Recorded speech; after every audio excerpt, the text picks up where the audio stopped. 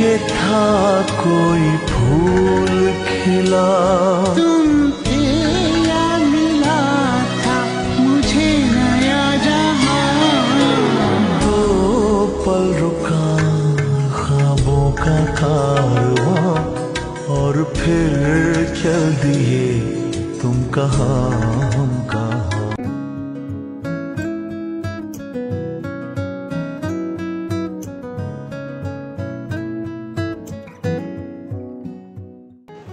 নমস্কার, আশা করছি আপনারা সবাই খুবই ভালো আছেন। আজকের আমরা কাশ্মীর সিরিজের একদম শেষ পর্বের ভিডিও চলে এসেছি, যেখানে কাশ্মীর সিরিজের একদম প্রথম থেকে কলকাতা থেকে একদম কাশ্মীর পর্যন্ত প্রত্যেক পর্বের ভিডিও শেষ হয়ে যাওয়ার পর যেখানে আমি আপনাদের দেখাবো গোটা কাশ্মীর ভ্রমণে ন্যূনতম সবথেকে কত কম খরচ হতে পারে। তো তার জন্য আপনাকে ভিডিওটা পুরো দেখতে হবে, আর পুরো খরচের হিসেবের বিবরণ আমি এই ভিডিওতে দেব, পার্টে পার্টেই দেব। আপনারা দেখলে সেটা ভালোভাবে বুঝতে পারবেন। আর সমস্ত পার্টের ভিডিও এই চ্যানেলেই দেওয়া আছে, সেগুলো আপনারা গিয়ে দেখতে পারেন। তাহলে চলুন শুরু করা যাক। আর আপনাদের মধ্যে যারা আমার এই চ্যানেলে নতুন এসেছেন তারা অবশ্যই চ্যানেলটিকে লাইক সাবস্ক্রাইব করবেন এবং ভিডিওগুলি অবশ্যই দেখবেন, আর ভিডিওগুলি ভালো লাগলে অবশ্যই সাবস্ক্রাইব করবেন। তাহলে চলুন শুরু করা যাক। তাহলে শুরু করি ট্রেনের যাত্রাপথ দিয়েই। যখন কলকাতা থেকে দিল্লি গিয়েছিলাম, তারপর দিল্লি থেকে কাশ্মীর গিয়েছিলাম, আমি তো পার্টে পার্টে গিয়েছিলাম, তার ভিডিও নিশ্চয়ই আপনারা দেখেছেন প্রথম পর্বের ভিডিওতে। তো আমার মোট কলকাতা থেকে একদম কাশ্মীর মানে শ্রীনগর খরচ হয়েছিল 1000 টাকা, আর যারা দিল্লি থেকে যাবেন তাদের জন্য 570 টাকা। তো ভিডিওতেই আছে, দেখে নেবেন। এরপরে আমি পার্টে পার্টে হিসেবগুলো আরেকবার বলে দিচ্ছি। যারা একদম প্রথম পর্বের ভিডিও দেখেননি তারা তো অবশ্যই দেখবেন, আর না হলে আমি আবার পার্টে পার্টে বলে দিচ্ছি। আমি প্রথমে জালিয়ানওয়ালাবাগ এক্সপ্রেস ধরে গিয়েছিলাম শিয়ালদা থেকে দিল্লি। তারপর দিল্লি থেকে ইন্টারসিটি এক্সপ্রেস, যেটা হয় না দিল্লি থেকে অমৃতসর যায়, তো সেটাই করে গিয়েছিলাম লুধিয়ানা, কারণ প্রচুর ট্রেনে ভিড় হয় একেবারে ডিরেক্ট উদমপুরের ট্রেনে। এমসিটিএম যেটা হচ্ছে উত্তর সম্পর্ক ক্রান্তি এক্সপ্রেস বা শ্রীশক্তি এসিএসএফ এক্সপ্রেস, তো ওইগুলোতে প্রচুর ভিড় হয়। তাই জন্য আমি প্রথমে ওই লুধিয়ানায় চলে গিয়েছিলাম।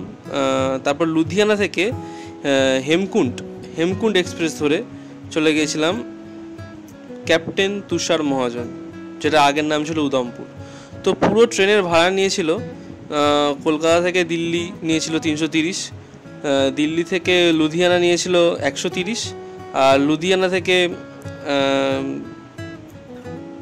ক্যাপ্টেন তুষার মহাজনের ভাড়া নিয়েছিল 120। তো এই হলো ট্রেনের ভাড়ার ডিটেলস। এরপরে ট্রেন থেকে নেমে আমরা ধরে নিয়েছিলাম বাস। তো ওখানে শেয়ার গাড়ি আপনি পেয়ে যাবেন ডিরেক্ট বানিহালে, কিন্তু আপনারা বাস ধরবেন। তো বাসে 30 টাকা দিয়ে চলে আসবেন উদমপুর বাইপাস, এবং উদমপুর বাইপাস থেকেই বাস পাওয়া যায় রামমানের জন্য। রামমান বলে একটা জায়গা আছে সেখানে, তো সেখানে বাস নিয়েছে 100 টাকা, আর রামমান থেকে বানিহাল নিয়েছে 150 টাকা, কারণ একটু দেরি হয়ে গিয়েছিল যার জন্য 150 টাকা ভাড়া নিয়েছিল। নাহলে বাসে করে গেলে ওটা 80 টাকা নেয়। তো আমি 150 টাকা ধরেই চলছি। আর তারপরে এই হলো, দেখতেই পাচ্ছেন রামমান থেকে বানিহাল যাওয়ার পথ এটা। আর বানিহাল থেকে আপনারা 45 টাকা ট্রেনের টিকিট কেটে চলে যাবেন শ্রীনগর। ইলেকট্রিক ট্রেনে করে বসবেন, একদম 1.5 থেকে 2 ঘন্টার মধ্যে পৌঁছে দেবে শ্রীনগরে।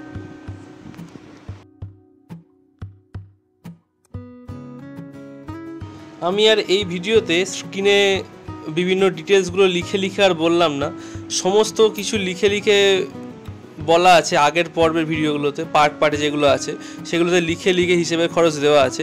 আমি এগুলোতে জাস্ট মুখে বলে দিলাম, আর একবার টোটালটা করে নিতে পারেন আপনারা। তো টোটালগুলো একটু শুনে নিয়ে আপনারা যোগ করে নিলে দেখবেন যে কলকাতা থেকে একেবারে শ্রীনগর পৌঁছাতে আমার লেগেছে 940, বা আমি ওটা 1000ই ধরছি। আর দিল্লি থেকে শ্রীনগর যেতে মানে খরচ হয়েছে 570 টাকা।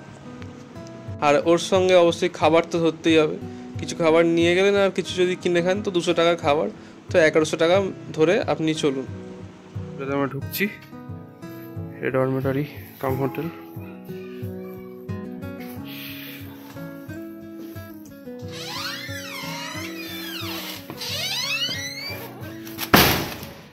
হচ্ছে হোটেলের রিসেপশন। হোটেলের নাম হচ্ছে double tree paying guest, 0 beach Rajbagh Srinagar লেখা আছে, দেখতেই পাচ্ছেন। উপরে ফোন নাম্বারটাও দেওয়া আছে। আমি তাও একটা কার্ড আছে, কার্ডটা দিয়ে দেবো। এটা হচ্ছে রিসেপশন। এখানে খাবার বললে এরা খাবারও করে দিত। যে রুমটা আছে, যেদিন নিচের রুম বলে একটু কম, মানে কম দাম। এর ফার্স্ট ফ্লোরের এই রুমটা দেখুন, এই রুমটা 800 টাকা ভাড়া, 800 টাকা ভাড়া। আমি ডরমেটরি থেকে বেরিয়ে গেছি, মানে রুম থেকেও বেরিয়ে গেছি। আর এই ভিডিও করব বলে একটু পারমিশন নিয়ে, এই রুমে আপাতত এখানে কোনো লোক নেই, তাই জন্য আমি হচ্ছে এখানে ব্যাগ ট্যাগ রেখে ভিডিও করছি। এখানে একটা আছে, বড় আলমারি আছে, রাখার জিনিস এক্সট্রা ব্ল্যাঙ্কেট বালিশ সব আছে এখানে রাখা। এখানে হচ্ছে জিনিসপত্র রাখার জায়গা আছে। সব থেকে বড় কথা হচ্ছে এখানে এই যে বেডটা আছে না, এই বেডে শুধু একটা কম্বল, মোটা ব্ল্যাঙ্কেট, এটা হলো আরো মোটা ব্ল্যাঙ্কেট, এরপরেও আরো একটা ব্ল্যাঙ্কেট, 3টে ব্ল্যাঙ্কেট, বালিশ, হট ওয়াটার ব্যাগ সব আছে। পরিষ্কার, বড় অল টাইম গিজার, পুরো সবসময় গরম জল পড়ছে। এখনো দেখতে পাবেন গরম জল পড়ছে, ধোঁয়া উঠছে, এখনো দেখতে পাবেন। তো অল টাইম সবসময় গরম জল পড়বে 24 ঘন্টা। খুব সুন্দর পরিষ্কার। বাঙালি হোটেল এটা একমাত্র। এই যে ডরমেটরি আছে নিচের তলায়, সেখানে হচ্ছে 150 টাকা করে per bed, per night, per person. মানে তাহলে কিভাবে যাবেন, কত টাকায় যাবেন, আর কোথায় থাকবেন, কত টাকায় থাকবেন, এগুলো সবই জানা হয়ে গেল। আর আরও যদি জানতে চান তাহলে পুরো হোটেলের ভিডিও, পুরো একদম ডিটেলস প্রথম পর্বের ভিডিও দেওয়া আছে, ওখানে গিয়ে দেখে নেবেন, কারণ এমনিতেই ভিডিও প্রচুর লম্বা হয়ে গিয়েছে। এরপর আসছি গুলমার্গ যাওয়ার ডিটেল ভিডিও পার্ট 2-তে দেওয়া আছে, দেখে নেবেন।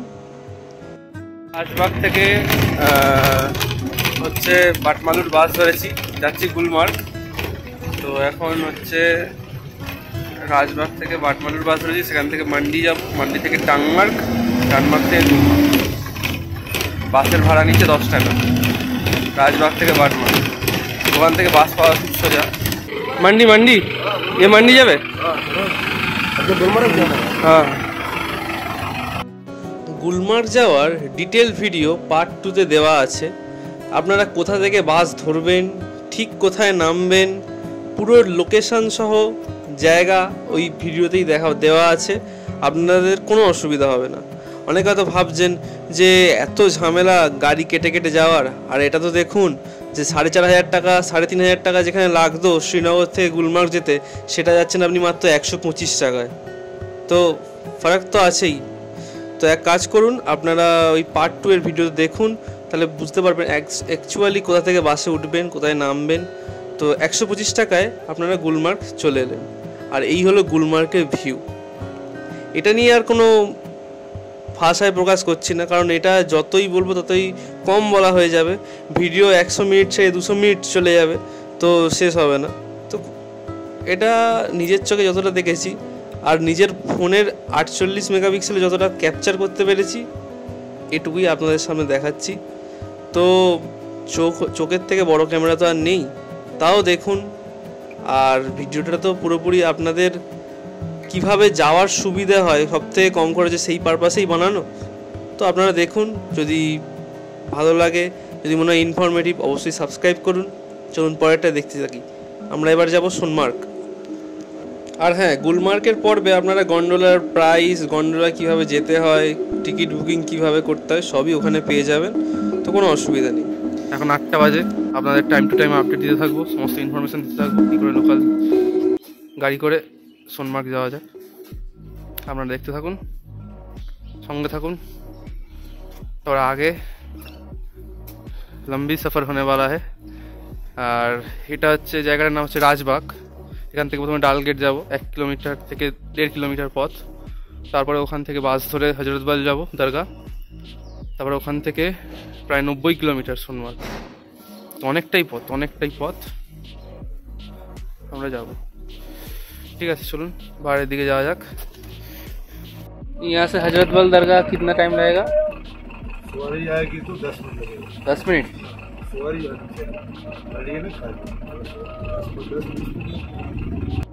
সোনমার্গের ভিডিও সেম পার্ট 3 দেওয়া আছে, তো আপনারা গিয়ে চেক করে নেবেন। সেখানে পুরো ফুল ইনফরমেশন দেওয়া আছে, কোথা থেকে গাড়ি ধরবেন, কোথা থেকে গাড়ি নামবেন, পরের গাড়িটা কোত্থেকে কোথায় ধরবেন। भैया यहाँ से सोनमार्ग कितना दूर है? 45 किलोमीटर। 45 10 मिनट 5 बजे तक यहाँ से गाड़ी। ठीक है। फिर आपको कहाँ जाना है वापस? सोनमार्ग जाना है। वापस हमको राजबाग जाना है। यहाँ भी 5 बजे तक आपको गाड़ी मिलेगी। यहाँ से गगनगिर का किराया क्या है? गगनगिर तक 90 रुपया। 90। তো আমি রুটটা বলে দিচ্ছি। এখানে যে রাজবাগ থেকে যাব হজরতবল দরগা, তারপরে হজরতবল দরগা থেকে কাঙ্গান থেকে গগনগির থেকে সোনমার্গ। তো 90 কিলোমিটার পথ, তার পুরো ইনফরমেশন দেওয়া আছে, কত টাকা গাড়ি ভাড়া সেটা দেওয়া আছে। আমি এখানে মোটটা বলছি, মোট এখানে 240 টাকা লেগেছে শ্রীনগর থেকে, ডালগেট থেকে একদম সোনমার্গ পৌঁছাতে। আর হ্যাঁ, আর একটা ভালো কথা, আপনি গুলমার্গ, সোনমার্গ, পেহেলগাম যেখানেই যান না কেন, যেহেতু আপনি লোকাল ট্রান্সপোর্টে যাচ্ছেন, তাহলে সবসময় মাথায় রাখবেন তাড়াতাড়ি বেরোনোর।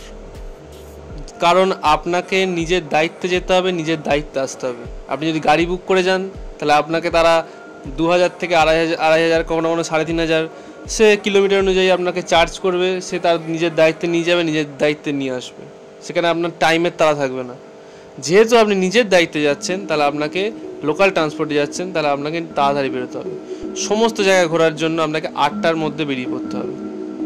আর ফেরার সময় আপনাকে ওখান থেকে মিনিমাম 4টের মধ্যে থেকে বেরিয়ে যেতে হবে। 4টে 4:30 মধ্যে বেরিয়ে যেতে হবে। শুরু হয়ে গেল। हमारे उधर से जल्दी थोड़ा करना, फिर गाड़ी नहीं मिलेगी। গগনগির থেকে সোনমার্গের যাওয়ার শুরু হয়ে গেল পথ। कितने बजे तक वापस आना है आप हमें बता दीजिए। कितना बज गया? अभी तो पौने 1 बज रहे हैं। 1:15। हाँ 1 बजे तक आप पहुंचा देंगे ना हमको। हाँ 2 घंटा 2-2.5 घंटा करके 3:30 बजे आपको मिल जाएंगे वापस गाड़ी में, ठीक है ना? कितना किया? পথের যেতে যেতে ভিউটা এতটাই অসাধারণ, তাই না দেখিয়ে পারলাম না। হয়তো কত খরচ হচ্ছে তার ভিডিও, কিন্তু কাশ্মীরের ভিউ যদি না দেখতে দেখতে ভিডিও দেখেন, তাহলে আর কি ভিডিও দেখতে ইচ্ছা করবে? মানে ভাবুন, এক মানুষ সমান বরফ, হয়তো মানুষও চাপা পড়ে যাবে বরফে। শুধু রাস্তাটা ক্লিয়ার আছে, রাস্তা ক্লিয়ার করা হয় তাই। কারণ পাশে আপনারা বরফের স্তূপ দেখলে বুঝতে পারবেন যে প্রায় 14 ফুট 15 ফুট বরফের স্তূপ আছে। যাই হোক, গুলমার্গ খুব সুন্দর, সোনমার্গ আরও সুন্দর, যে যার বিউটি সে তার কাছে। তো আমাদের এই সোনমার্গ পৌঁছাতে মোট খরচ হয়েছে 240 টাকা। মানে যেতে 240, আসতে 240, সবগুলো ওরকমই। গুলমার্গও যেতে 125, আসতে 125। তো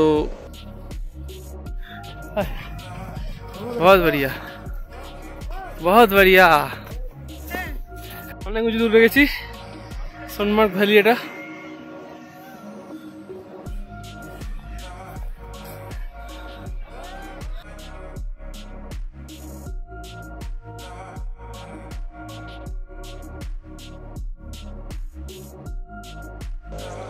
একদম নেক্সট লেভেলের ভিউ, একদম সেই লেভেলের ভিউ। তাহলে এবার সোনমার্গ তো ঘোরা হয়ে গেল, এবার শ্রীনগরের দিকে রওনা দিতে হবে।